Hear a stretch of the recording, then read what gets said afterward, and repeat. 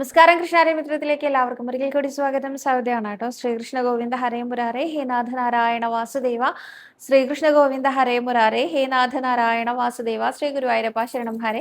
ഇന്നത്തെ സത്സംഗത്തിലേക്ക് എല്ലാവർക്കും ഒരിക്കൽ കൂടി സ്വാഗതം. ഇന്ന് ശ്രീ ഗുരുവായൂരപ്പൻ ശ്രീലകത്ത് 4 തൃക്കൈകളോടുകൂടി ശംഖചക്ര ഗദാപത്മധാരിയായിട്ടാണ് നിൽക്കുന്നത്. കണ്ടിട്ടില്ല, കേട്ടറിവാണ്.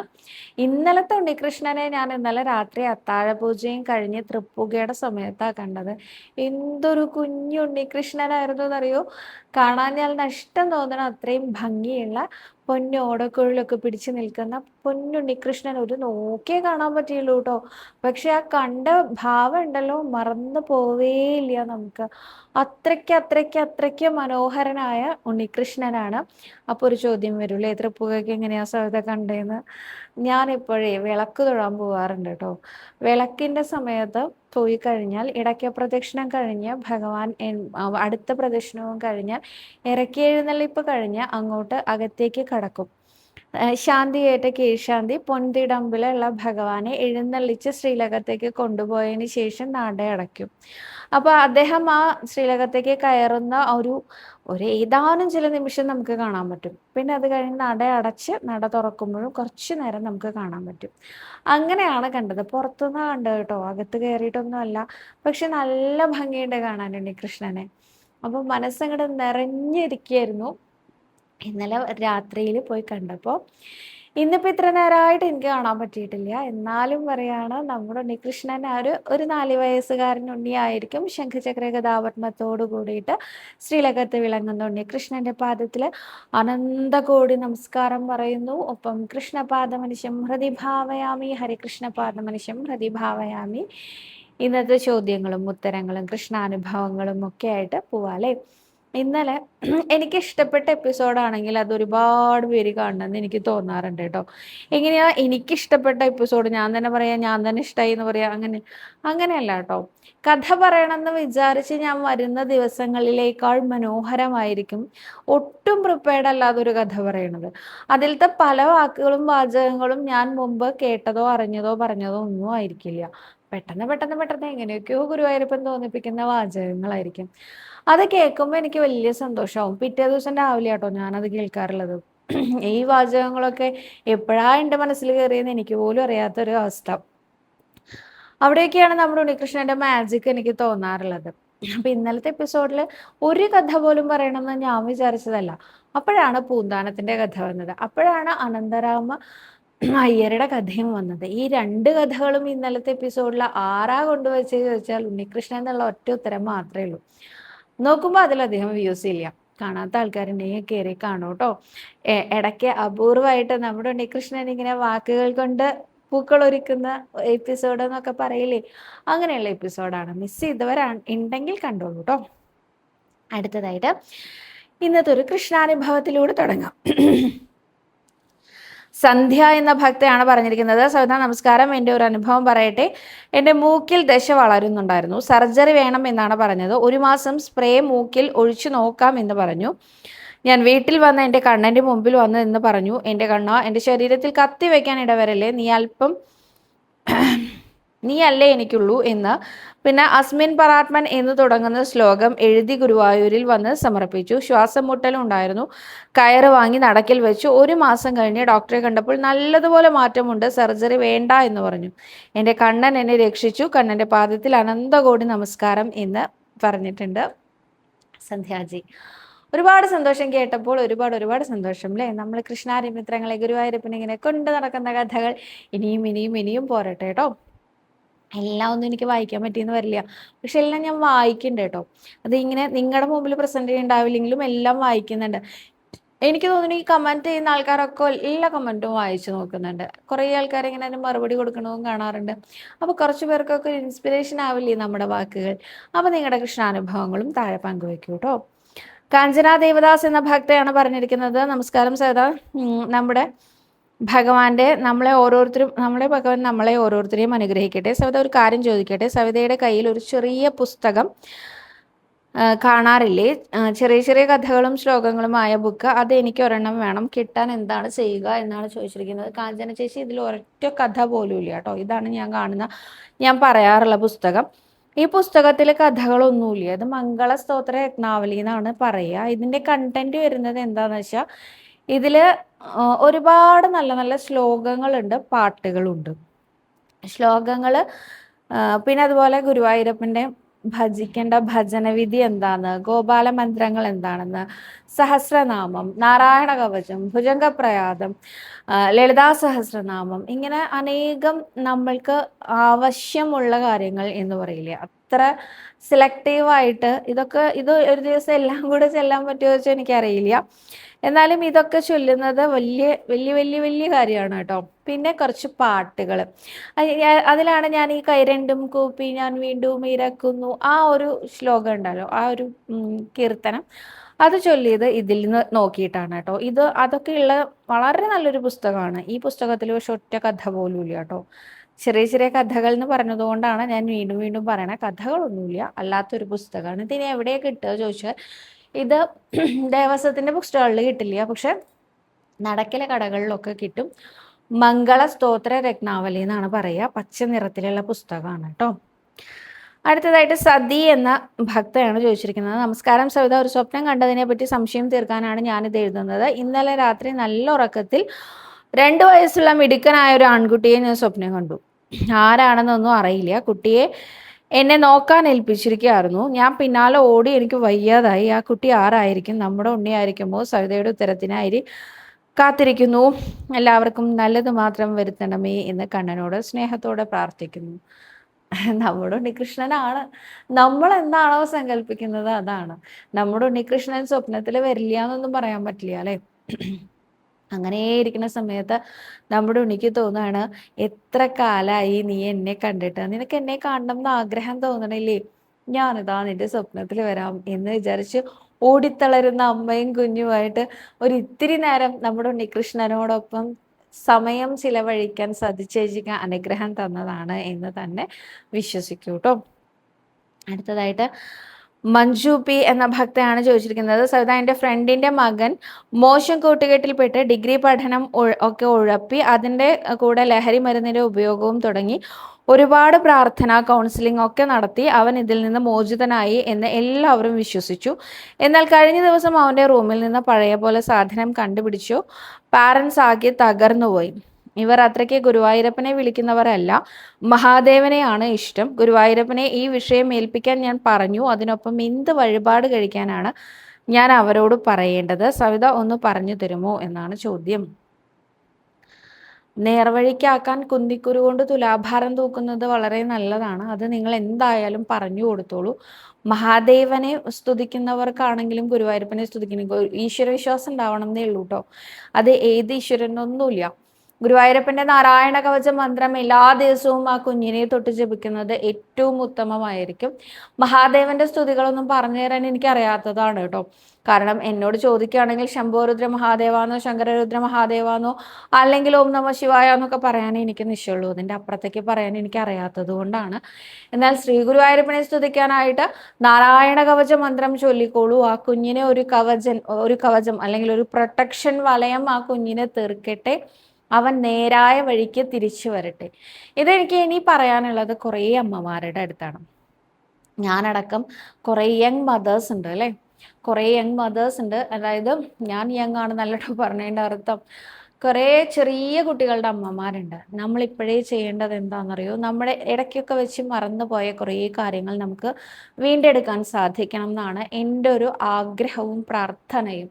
കാരണം എന്താണെന്നറിയോ? നമുക്ക് സന്ധ്യാസമയത്ത് വിളക്ക് കൊളുത്തി കുറച്ചു നേരം മുന്നിലിരുത്തി നാമം ജപിച്ചേ പറ്റൂ എന്ന് ഒരു സ്ട്രിക്റ്റ് ആയിട്ടുള്ള ഓർഡർ കുട്ടികൾക്ക് കൊടുക്കാൻ സാധിച്ചാൽ വലിയ കാര്യം. എൻ്റെ ഇല്ലത്തുണ്ടോ ചോദിച്ചാൽ ഇല്ല കേട്ടോ.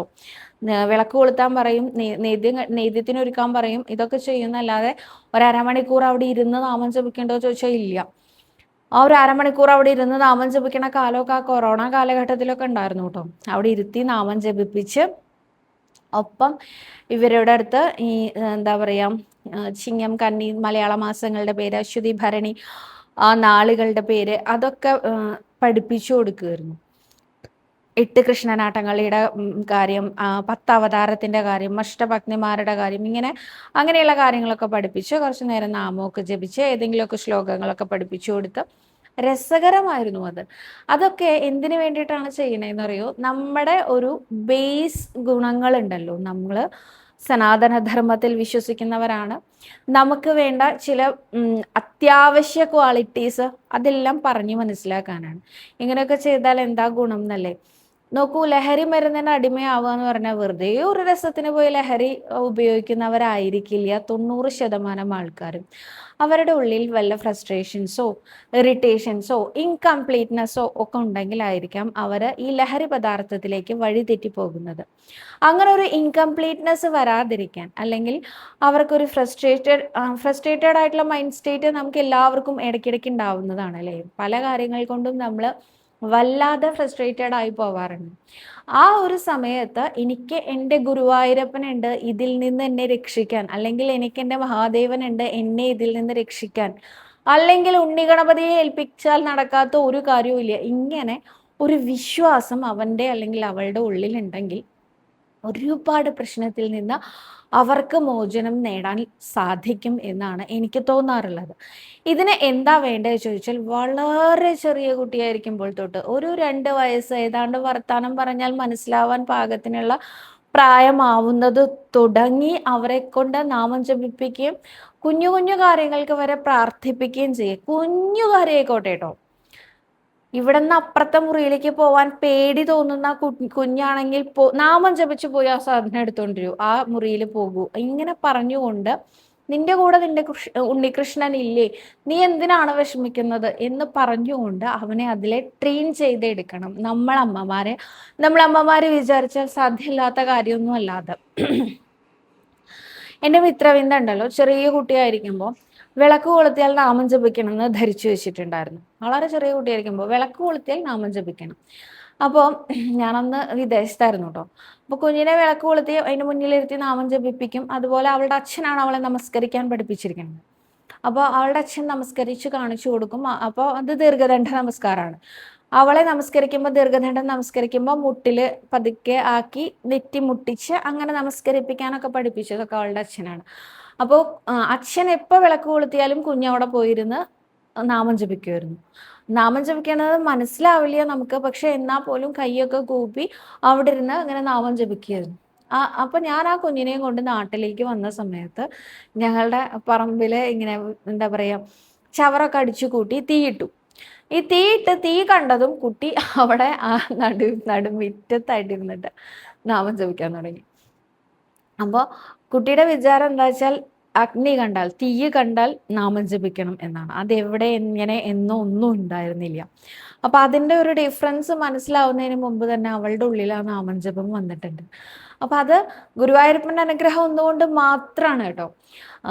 അങ്ങനെ അച്ഛനെ അവളെ അങ്ങനെ പഠിപ്പിക്കാൻ, അമ്മയല്ലാട്ടോ പഠിപ്പിച്ചത്, ഒരു ക്രെഡിറ്റ് ഈ കാര്യത്തിൽ എനിക്കില്ല. ഞാനിങ്ങനെ എന്താ പറയാ പാർട്ടിയിലെ ആസ്ഥാന എന്താ പറയുക ഉപദേഷ്ടാവ് എന്നൊക്കെ പറയില്ലേ, അത്രേ ഉള്ളൂ. ഇവിടെ ഇരുന്നിങ്ങനെ പറയുള്ളൂ, ഒന്നും ചെയ്യിപ്പിക്കാനോ ശീലിപ്പിക്കാനോ ഉള്ള കഴിവില്ല എനിക്ക്. പക്ഷെ അത് കൃത്യമായിട്ട് അത് പറഞ്ഞു കൊടുത്തപ്പോൾ ആ കുഞ്ഞിൻ്റെ മനസ്സിൽ അതുപോലെ തന്നെ ശിവേലിക്ക് ഹരേരാമ കൊട്ടുന്നത് കേട്ട് ഹരേരാമ മന്ത്രമാണ് അവൾ ആദ്യം പഠിച്ചത്. നാരായണ എന്നൊക്കെ ചൊല്ലുന്നതിന് എത്രയോ മുമ്പ് ഹരേരാമ ചൊല്ലാനാണ് അവൾ പഠിച്ചത്. അപ്പോൾ ഹരേ രാമ രാമ രാമ ഹരേ ഹരേ, ഹരേ കൃഷ്ണ കൃഷ്ണ കൃഷ്ണ ഹരേ ഹരേ, ഇത് ചെറിയ കുട്ടിയായിരിക്കുമ്പോൾ തന്നെ ചൊല്ലുമായിരുന്നു.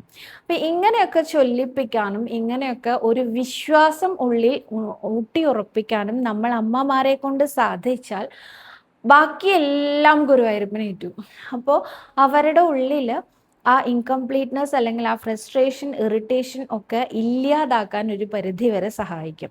ഇതേമാതിരി തന്നെ തൊട്ടടുത്തുള്ള അമ്പലത്തിൽ ഒന്ന് കൊണ്ടുപോയി ശീലമാക്കുക. എല്ലാവർക്കും എപ്പോഴും ഗുരുവായൂർ അമ്പലത്തിൽ വരാനും മണിക്കൂറുകളോളം നീണ്ട ക്യൂവിൽ നിൽക്കാനും തൊഴാനും ഒന്നും ഇഷ്ടമായിക്കൊള്ളണമെന്നില്ല.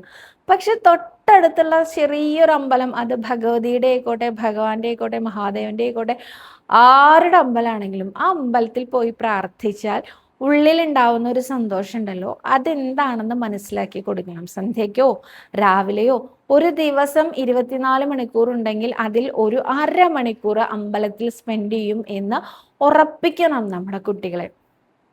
ഇപ്പൊ നമ്മളതൊക്കെ കുറച്ചിലായിട്ട് കാണുന്ന ഒരു തലമുറ വന്നിട്ടുണ്ട് അല്ലേ. അമ്പലത്തിലേക്ക് പോകണം എന്നില്ല, തൊഴണം എന്നില്ല. കുറച്ചൊന്ന് പഠിച്ചു കഴിഞ്ഞാൽ അല്ലെങ്കിൽ വിദേശത്തേക്ക് പഠിക്കാൻ അയക്കുക, കുട്ടികളെയൊക്കെ പഠിക്കാൻ തന്നെ വിദേശത്തേക്ക് പറഞ്ഞയക്കുക. അച്ഛനമ്മമാരും മനസ്സിലാക്കാത്ത ഒരു കാര്യം എന്താണെന്നറിയോ, അവരുടെ ടീനേജ് പ്രായത്തിൽ എന്താണോ അവർ കാണുന്നത് അതിലേക്കുള്ള അട്രാക്ഷൻ അവർക്ക് വളരെയധികം കൂടുതലായിരിക്കും. അപ്പം നിങ്ങളൊരു +2 കഴിഞ്ഞിട്ടുള്ള കുട്ടികളെ വിദേശത്തേക്ക് പറഞ്ഞയക്കുമ്പോൾ അവർ പിന്നീട് ഒരിക്കലും തിരിച്ചു വരില്ല. അവർ ആ വിദേശത്തെ രീതികളുമായിട്ട് മാച്ച് ആവും, കല്യാണം കഴിക്കും, കുട്ടികളാവും, അവിടെ സെറ്റിൽഡ് ആവും. പിന്നെ നമ്മൾ തിരിച്ചു വിളിക്കണം എന്ന് വിചാരിച്ചാലും കാര്യം ഉണ്ടാവില്ല. ഇതൊക്കെ തെറ്റാന്നല്ല കേട്ടോ ഞാൻ പറയണേ. ഇങ്ങനെയൊക്കെ പറഞ്ഞയക്കുന്നതിന് മുമ്പ് നമ്മളൊരു അടിത്തറ ഉണ്ടാക്കി കൊടുത്തിട്ടാണ് പറഞ്ഞയക്കണത് എങ്കിൽ ഒരു ബുദ്ധിമുട്ടും ഉണ്ടാവില്ല. അവരുടെ ഉള്ളിൽ ആ ഒരു ഉറച്ച വിശ്വാസം ഉണ്ടെങ്കിൽ അവരെവിടെ പോയാലും ഒന്നിലേക്കും തിരിഞ്ഞു മാറി പോവില്ല. അതുകൊണ്ട് നമ്മൾ ഇപ്പോൾ ഇത്രയും ആയ കുട്ടിയെ അവർ തിരിച്ചു പിടിക്കാൻ ഒരുപാട് ബുദ്ധിമുട്ടാണ് അല്ലേ. നമ്മൾ യങ് മദേഴ്സിന് ഇപ്പോഴേ ശ്രമിച്ചു തുടങ്ങാം നമ്മുടെ കുട്ടികളിൽ ആ ഒരു വിശ്വാസത്തിൻ്റെ നാമ്പ് ഉണ്ടാക്കിയെടുക്കാനായിട്ട്. നമ്മൾ വിചാരിച്ചാൽ സാധിക്കാത്തതായിട്ട് ഒന്നുമില്ല. ഞാനിത് എന്തിനാ എടുത്തെടുത്ത് പറയണേ വെച്ചാൽ കുറേ യങ് അമ്മമാരുണ്ട് എന്ന് എനിക്ക് ഈ അടുത്ത കാലത്തായിട്ട് മനസ്സിലാവേണ്ട. അത്രയും യങ് മദേഴ്സിൻ്റെ മെസ്സേജസ് വരുന്നുണ്ട് എനിക്ക്. അപ്പോൾ അവരെല്ലാവരും കേൾക്കണം എന്ന് കരുതിയിട്ടാട്ടോ ഞാൻ പറയണേ. അടുത്തതായിട്ട് സവിത, എൻ്റെ മോൾ ഈ അടുത്തൊരു സ്വപ്നം കണ്ടു. അവളുടെ അച്ഛന് പെട്ടെന്ന് എന്തോ വയ്യായ വന്നു എന്ന്. അവൾ കുറേ തലോടി കൊടുത്തു. പിന്നെ എഴുന്നേറ്റ് ഭഗവാനോട് പ്രാർത്ഥിച്ചു കദളിപ്പഴം കൊണ്ട് തുലാഭാരം ചെയ്യാമെന്ന് പറഞ്ഞു. എന്താണ് ഇങ്ങനെ ഉണ്ടായത്? ആക്ച്വലി അദ്ദേഹത്തിന് ഒരു കുഴപ്പവും ഉണ്ടായിരുന്നില്ല. ഭഗവാൻ അത് ആഗ്രഹിക്കുന്നുണ്ടോ? സവിത പറയൂ, എന്തായാലും ചെയ്യാം എന്നാണ് ശാലിനി രാധാകൃഷ്ണൻ പറഞ്ഞിരിക്കുന്നത്. ഓൾറെഡി നേർന്നു കഴിഞ്ഞുല്ലോ. എൻ്റെ ഒരു സർട്ടിഫിക്കേഷൻ്റെ ഒരാവശ്യവുമില്ല. കദളിപ്പഴം കൊണ്ട് തുലാഭാരം നേർന്ന സ്ഥിതിക്ക് അത് ഉറപ്പായിട്ട് ഇവിടെ വന്ന് ചെയ്യണം. ഇന്ന് അദ്ദേഹത്തിന് ഒരു കുഴപ്പവും ഇല്ല, നാളെയും അദ്ദേഹത്തിന് ഒരു കുഴപ്പവും ഇല്ലാതിരിക്കട്ടെ എന്ന് പ്രാർത്ഥിച്ചുകൊണ്ട് ഇവിടെ വന്നുകൊണ്ട് കദളിപ്പഴം കൊണ്ട് തുലാഭാരം തൂക്കിക്കോളൂ കേട്ടോ. അടുത്തതായിട്ട് സവിത, എൻ്റെ ചോദ്യം ഒന്ന് വായിക്കണം. ഞാൻ എപ്പോഴും ഭയങ്കര ഗുരുവായൂരപ്പൻ്റെ പ്രാർത്ഥനയിലാണ്. പക്ഷെ ഇപ്പോൾ എനിക്ക് ഓരോ അസുഖം, മേലുവേദന, ക്ഷീണം, വേദനയുടെ മരുന്നൊക്കെ കഴിക്കുന്നുണ്ട്. ചിലപ്പോൾ ഭേദാവും, പിന്നെയും വരും. ഭർത്താവ് പറയും ഈ ഭക്തി കൂടിയപ്പോൾ വയ്യാലോ എന്ന്. എന്താ ചെയ്യുക? കൃഷ്ണനെ മുറുകി പിടിക്കുന്നുണ്ട്. എല്ലാം മാറ്റി തരുമെന്ന് വിചാരിക്കുന്നു. എനിക്ക് 51 വയസ്സുണ്ട് എന്നാണ് ശകുന്തള വിജയൻ എന്ന ഭക്ത പറഞ്ഞിരിക്കുന്നത്. ശകുന്തള ചേച്ചി ഉറപ്പായിട്ടും മാറ്റിത്തരും. ഇത് ഗുരുവായൂരപ്പൻ്റെ നാമം ജപിക്കുമ്പോൾ ഉണ്ടല്ലോ, ആയുർവേദം മരുന്ന് കഴിക്കണ പോലെ കേട്ടോ. ആയുർവേദം മരുന്ന് കഴിച്ചു നോക്കൂ, നല്ലോണം കൂടിയിട്ടേ കുറയുള്ളൂ. പണ്ടുള്ള ആൾക്കാർ പറയാറില്ലേ, ആയുർവേദം മരുന്ന് കഴിച്ചാൽ കൂടിയിട്ടേ കുറയൂ എന്ന് പറയും. എന്താ ഈ കൂടിയിട്ടേ കുറയൂ എന്ന് പറയണേ? അവര് എന്ത് മരുന്ന് കഴിക്കുകയാണെങ്കിലും വേരോടുകൂടി പുറത്തേക്ക് കളയാൻ വേണ്ടിയിട്ട് ആയുർവേദം ശ്രമിക്കുക. അപ്പൊ ആദ്യം തന്നെ ഉള്ളത് മുഴുവൻ പുറത്തേക്ക് വരിക ചെയ്യുക. അതിനുശേഷമാണ് പിന്നീട് ആ ഒരു ഹീലിംഗ് പ്രോസസ്സ് തുടങ്ങുന്നത്. അതുപോലെയാണ് ഗുരുവായൂരപ്പൻ്റെ നാമം ജപിച്ചാൽ നമ്മുടെ ഉള്ളിൽ ഉള്ള കഷ്ടകാലങ്ങൾ മുഴുവൻ അനുഭവിച്ചു അങ്ങോട്ട് തീർന്ന് പിന്നെ അങ്ങോട്ട് സുഖമാവും കേട്ടോ. ആദ്യം തന്നെ ഈ കഷ്ടകാലം വരുമ്പോൾ എല്ലാവരും എന്താ വിചാരിക്കാന്ന് അറിയും, നാമം ജപിച്ചിട്ട് എന്താ കാര്യം, ഞാൻ ഇതൊന്നും ജപിച്ചില്ലെങ്കിൽ എനിക്ക് ഇത്ര ബുദ്ധിമുട്ടുണ്ടായിരുന്നില്ല. അപ്പോൾ നാമം ജപിച്ചിട്ട് ഇപ്പം എനിക്ക് ബുദ്ധിമുട്ട് കൂടുകയല്ലേ ചെയ്തത്? ഒന്നും വേണ്ട, അങ്ങനെ ഒരിക്കലും വിചാരിക്കരുത്. ഇപ്പം 51 വയസ്സായ ഒരു വ്യക്തിയാണ് നാമം ജപിക്കണേ വിചാരിക്കാം. അപ്പോൾ അവരുടെ വയ്യായകളൊക്കെ കൂടിയിട്ട് ഒരു 53 വയസ്സൊക്കെ ആകുമ്പോഴേക്കും അവരുടെ അസുഖങ്ങളൊക്കെ ഭേദമായി പിന്നെ ഒരു 10-70 വയസ്സ് വരെ സുഖമായിട്ട് ജീവിക്കണം. അതും ഈ 51 വയസ്സ് തൊട്ട് നാമം ജപിക്കാതെ എല്ലാ ദിവസവും ചെറിയ ചെറിയ ചെറിയ പ്രശ്നങ്ങൾ, വലിയ പ്രശ്നങ്ങളൊന്നുമല്ല, പക്ഷെ മരണം വരെ പ്രശ്നങ്ങൾ, അങ്ങനെയായിട്ട് ജീവിക്കണോ അതോ സുഖമായിട്ട് ജീവിക്കണം? ഇത്രയേ ഉള്ളൂ കേട്ടോ ആ കാര്യം. അപ്പം ആരെങ്കിലും നാമം ജപിച്ചിട്ടാ വയ്യാണ്ടാവണേ എന്ന് പറഞ്ഞു കഴിഞ്ഞാൽ ഉടനെ പറയാം, നാമം ജപിക്കുന്നതുകൊണ്ടാണ് ഞാനിങ്ങനെ എഴുന്നേറ്റ് നടക്കണേ, അല്ലെങ്കിൽ ഞാനിങ്ങനെ എഴുന്നേറ്റ് നടക്കുക പോലും ചെയ്യില്ലായിരുന്നു എന്ന് പറയണം കേട്ടോ. അടുത്തതായിട്ട് ലേഖ എന്ന ഭക്തയാണ് പറഞ്ഞിരിക്കുന്നത്. നമസ്കാരം സവിത, ഞാൻ കുട്ടിക്കാലം മുതൽ എൻ്റെ കൃഷ്ണൻ്റെ അമ്പലത്തിൽ നിർമ്മാല്യം തൊഴുതും കളിച്ച് വളർന്നവളാണ്. എനിക്കിപ്പോൾ 60 വയസ്സായി. ഇടയ്ക്ക് ഞാൻ എൻ്റെ കണ്ണനെ മറന്ന് ഒരു ദിവസം ഞാൻ പള്ളിയിൽ പോയിട്ട് വരുന്ന സമയത്ത് എൻ്റെ ബന്ധു ഞാൻ എവിടെ പോയി പ്രാർത്ഥിച്ചാലും രക്ഷപ്പെടില്ല എന്ന് പറഞ്ഞു. എനിക്ക് എപ്പോഴും വിഷമാണ്, കടമാണ്, എൻ്റെ പ്രാർത്ഥന ഭഗവാൻ കേൾക്കുന്നില്ല. അപ്പോഴാണ് സവിതയുടെ ചാനൽ കാണുന്നതും ഇപ്പോൾ എല്ലാ മാസവും ഞാൻ ഗുരുവായൂർ വരുന്നുണ്ട്. ഓരോ പ്രാവശ്യവും ഓരോ ഭാവത്തിലാണ് കാണുന്നത്. എൻ്റെ കണ്ണൻ എന്നെ കാണുന്നതായിട്ട് തോന്നാറുണ്ട്. എൻ്റെ വീട് ജപ്തി അവസ്ഥയിലാണ്. ഞാൻ എൻ്റെ കണ്ണനെ എങ്ങനെ പ്രാർത്ഥിക്കണം? ചില മാസം വരാൻ പൈസ തികയാറില്ല. കടം വാങ്ങിച്ചാണ് വരുന്നത്. സ്വന്തം കാശ് കൊണ്ട് വരണമെന്ന് ആഗ്രഹമുണ്ട്. ഈ മെസ്സേജ് ഒന്ന് വായിക്കണേ എന്നാണ് ലേഖ ചേച്ചി പറഞ്ഞിരിക്കുന്നത്. ലേഖ ചേച്ചി, ഞാൻ ഇപ്പം നേരത്തെ പറഞ്ഞതിനൊക്കെ ഘടകവിരുദ്ധമായി പോയി ഇത്. ഞാൻ നേരത്തെ പറഞ്ഞില്ലേ, ചെറിയ കുട്ടിയായിരിക്കുമ്പോൾ തന്നെ അമ്പലത്തിൽ കൊണ്ടുപോയി ശീലിപ്പിക്കണം, നാമം ജപിപ്പിക്കണം എന്നൊക്കെ. ഇതൊക്കെ ചെയ്തിട്ടും ഇടയ്ക്ക് വെച്ച് വിശ്വാസത്തിൽ നിന്ന് മാറിപ്പോയി എന്ന് പറഞ്ഞു. അതെന്താണെന്നറിയോ? അവിടെ ആ വിശ്വാസം ഉറച്ചു വരാത്തത് കൊണ്ടാണ്. എന്ത് ചെയ്താലും, എന്ത് ബുദ്ധിമുട്ട് നമുക്ക് വന്നാലും എൻ്റെ ഗുരുവായൂരപ്പനുണ്ട് എനിക്ക് എന്ന ഒരു തോന്നൽ, ആ ഉറച്ച വിശ്വാസം അതുണ്ടെങ്കിൽ ഉണ്ടല്ലോ, ഇങ്ങോട്ടും പോവില്ല. ഞാനൊക്കെ പറയാറുണ്ട്, എന്നെയൊക്കെ എവിടെ കൊണ്ടിട്ടാലും എന്നെ മതം മാറ്റാനൊന്നും പറ്റില്ല. കാരണം എനിക്ക് എൻ്റെ ഉള്ളിൽ ആ ഒരു വിശ്വാസമേ വരുള്ളൂ, വേറൊരു വിശ്വാസത്തിലേക്ക് പോവില്ല.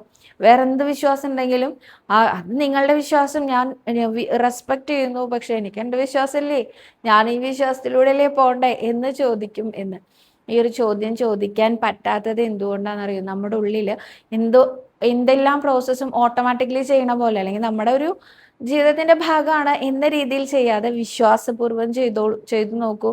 ഞാൻ എപ്പോഴും നിങ്ങളോട് പറയാറില്ലേ, ലോറി ആക്സിഡന്റിൽ മരിച്ചുപോയൊരു അജിത്തിനെ കുറിച്ചിട്ട്. ആ പയ്യന്റെ അമ്മ ഇപ്പോഴും ഇവിടെ വന്ന് തൊഴാറുണ്ട് പറഞ്ഞു കേട്ടിട്ടില്ലേ?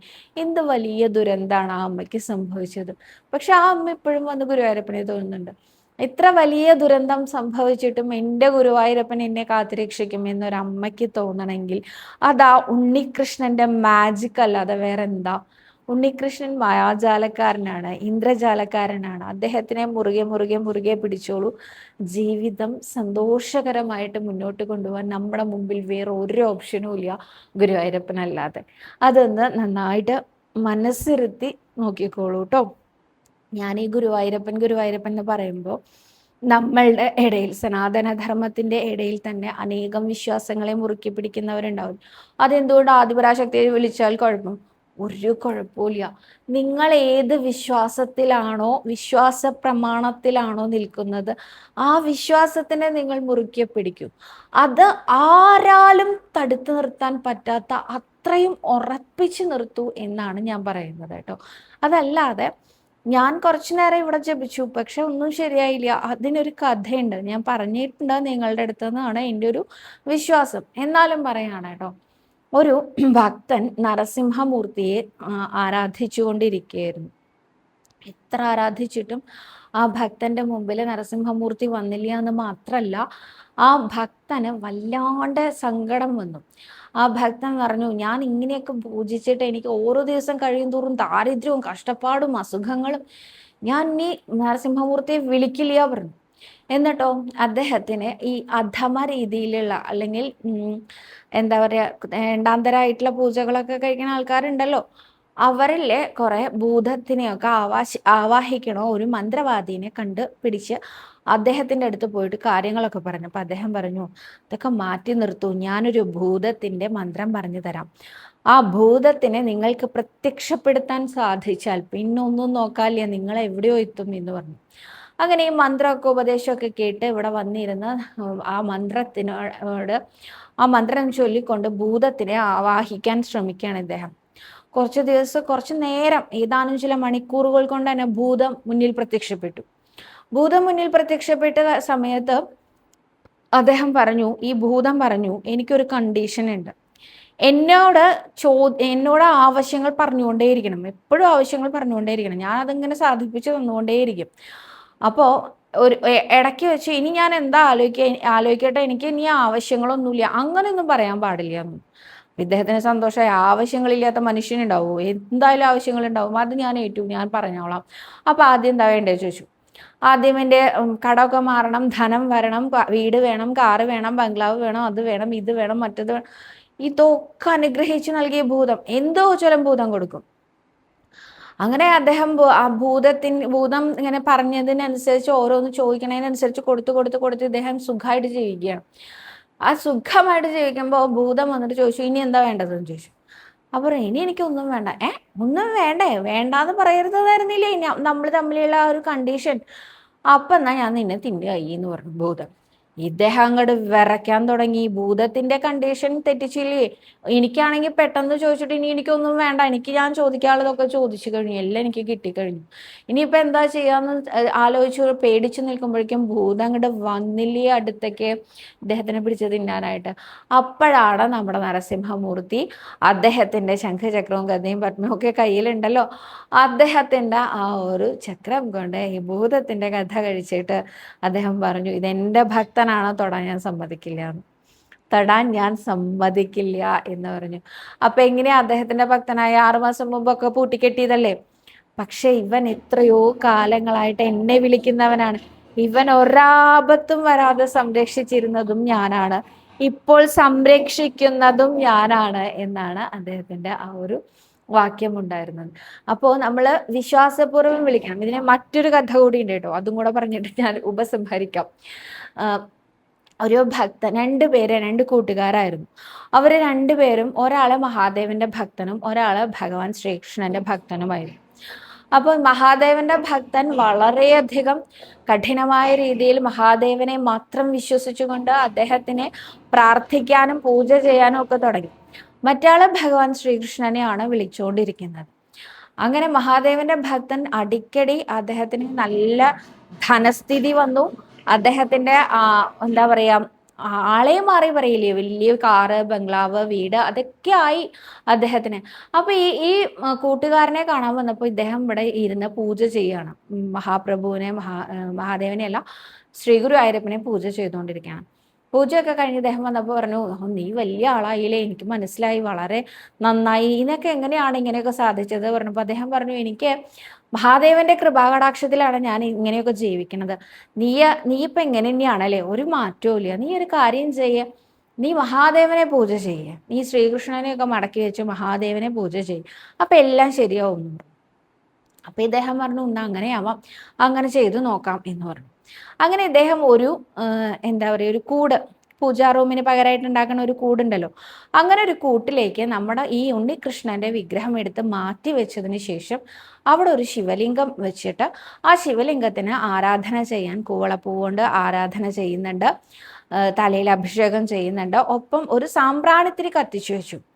ഈ സാമ്പ്രാണിത്തിരിയുടെ പുകയുണ്ടല്ലോ, മഹാദേവന്റെ അടുത്തേക്ക് പോകുന്നതിന് പകരം അതിങ്ങനെ മാറിയിട്ട് ആ പൂജാ റൂമിന്റെ കൂട് പോലെ ഉണ്ടാക്കി വെച്ച കൃഷ്ണ വിഗ്രഹം ഉണ്ടല്ലോ, അവിടേക്ക് ഇങ്ങനെ പോയിക്കൊണ്ടിരിക്കുകയാണ്.